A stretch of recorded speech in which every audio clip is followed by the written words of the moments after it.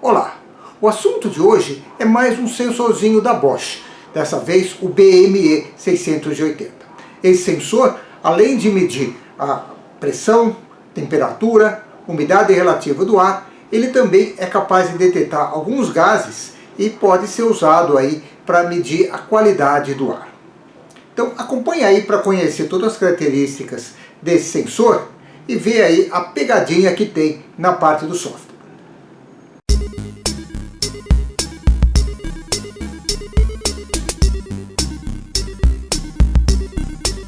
Bem, como de costume, né, vamos começar dando uma olhada no datasheet aqui desse sensor. Então é um sensor que consome pouca energia, low power, certas condições, nós vamos ver ali. Faz a medição de gás, pressão, temperatura e umidade. O formato dele é aquela caixinha aí de costume. As aplicações aqui que ele fala, a primeira de todas que ele fala é medir a qualidade do ar interno, dentro de casa, digamos assim. Fora isso, usar para automação e tudo mais. É claro que a coisa que mais interessa aqui é essa parte aqui da qualidade do ar, pelo fato de ter o sensor de gás, que é uma coisa que os outros não têm. Se a gente não quiser isso, tem os outros sensores que têm aí um preço melhor. Que ele fala que a operação dele, a tensão é de 1.7 a 10,6, faz comunicação I2C, SPI, bastante rápido, I2C 3.4 MHz, SPI a 10 MHz. É claro que essa é a velocidade para comunicar com o sensor, né? A parte de captura de dados provavelmente deve ser mais lenta que isso, né? O consumo, aqui ele coloca o consumo baixo, né? Nas algumas situações aí, se você estiver medindo só temperatura e umidade, se é medido só pressão e temperatura, se é medindo umidade, pressão e temperatura, varia aí de 2.1 microamperes a 3.7 microamperes. É muito baixo. Porém, na hora que eu for querer medir a parte aí de gás, aí o consumo aqui pode aumentar, né? Ele pode chegar, aqui ele fala em 12 amperes, tem outro lugar que ele chega a falar que pode dar picos de 15 miliamperes. Se você deixar desligado, ele vai estar consumindo quase nada, 0,15 microamperes. Trabalha de menos 40 a mais 85 de temperatura, 0 a 100% de umidade relativa, a pressão atmosférica é uma faixa boa. O sensor de gás, ele dá aqui uma série de especificações com relação ao sensor de gás. Ele opera de menos 40 a 85, um monte de coisas aí que ele vai medir. O resultado que ele vai dar na conta é uma medida de resistência. E aqui ele dá uma faixa que ele vai dar. Olha a faixa aí, o porcento que ele consegue dar de precisão em cima disso, né? E aí ele fala aqui na questão desse parâmetro IAQ, que é o Internal Air Quality Index. Desculpa, Index for Air Quality, que é um índice que vai dar aí a qualidade.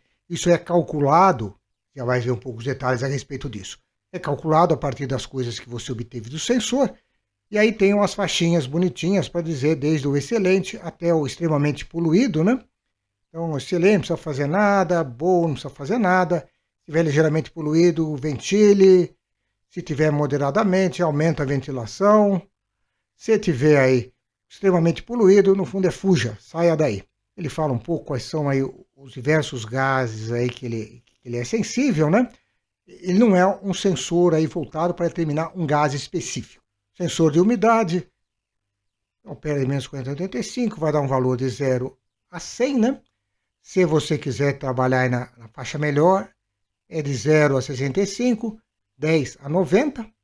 Né? Fora disso aqui, a precisão cai. O que ele fala aqui é que vai dar um típico mais ou menos 3% aí da umidade relativa. O sensor de pressão, fala que a precisão funciona bem aí para 0 a 65. Se você trabalhar na faixa completa, vai cair a tua precisão. Na parte de temperatura, né, menos 40 até 85, com uma precisão aí, se você tiver aí da 0 a 65, é mais ou menos 1 grau. Nos 25 graus, a precisão aí vai estar em mais ou menos 0,5. À medida que você estiver se afastando aí disso, a coisa piora um pouco.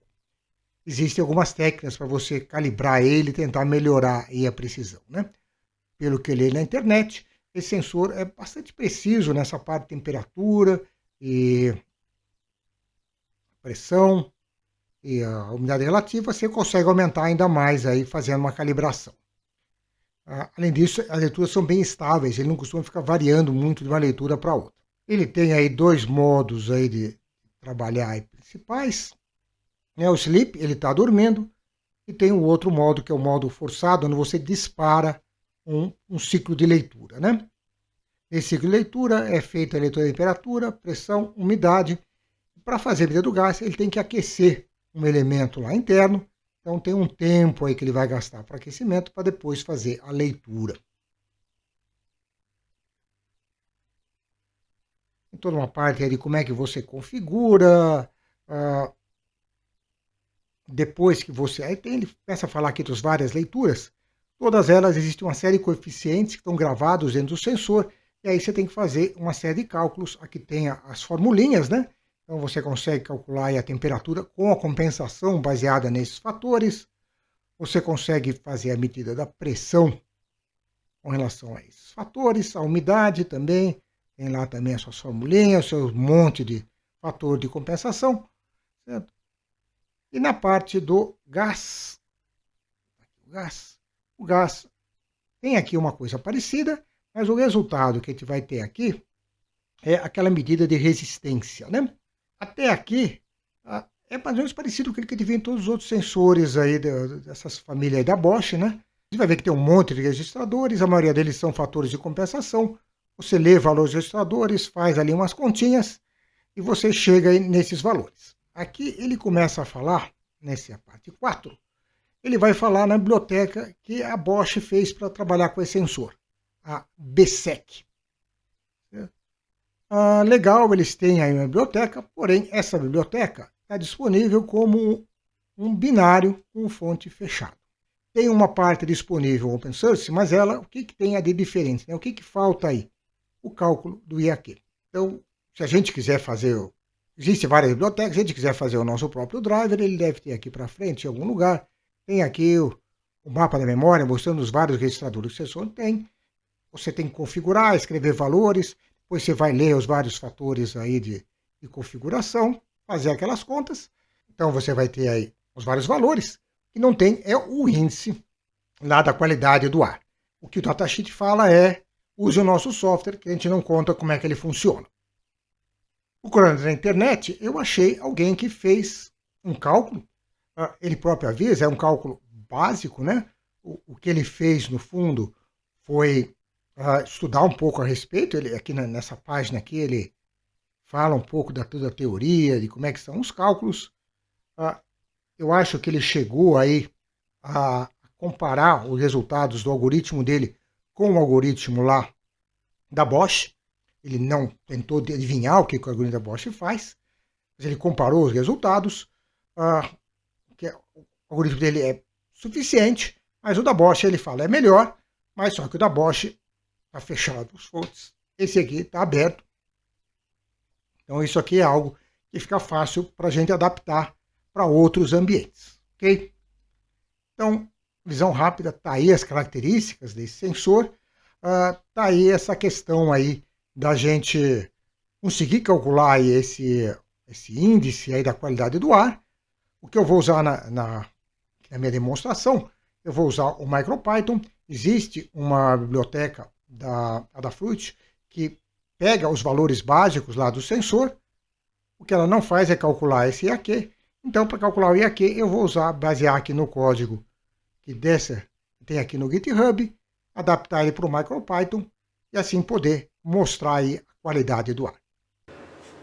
A gente encontra aí algumas placas com o BME 680, não é assim uma coisa assim tão comum, mas eu em particular tenho aqui uma placa da Adafruit, né, uma placa aí mais de grife, e ela tem, além de ter aqui o conector, onde tem acesso, né, aos pinos, para a gente poder trabalhar tanto com o I2C como o SPI, ele tem também esse conector aqui, né, que a Adafruit usa nas placas dela, que é para ligação I2C.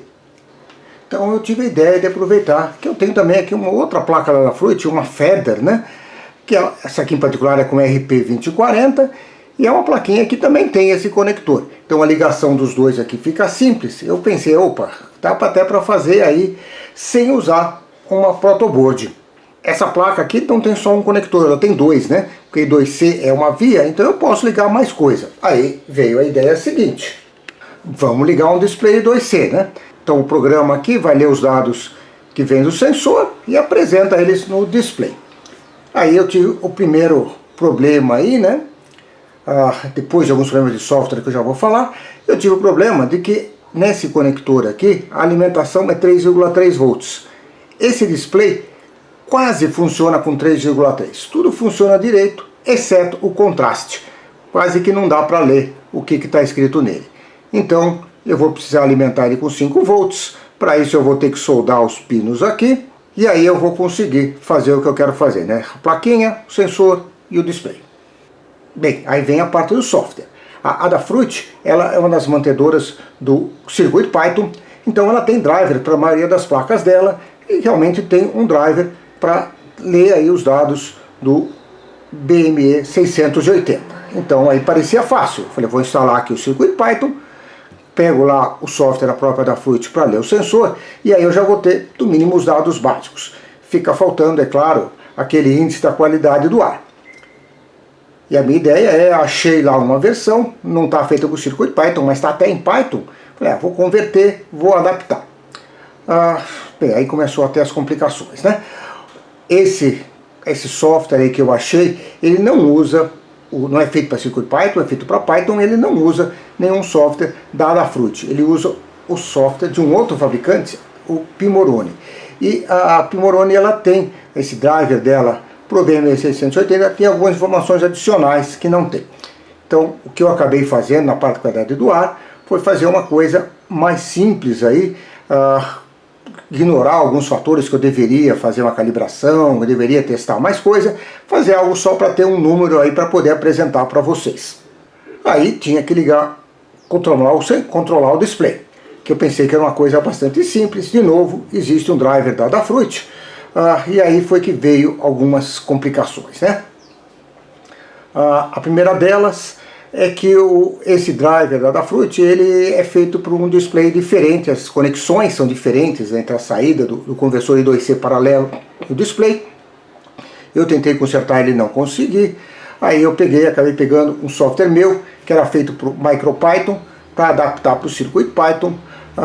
Aí eu perdi pelo menos uma hora aí com besteira, eu não lembrava mais como é que usava o meu software.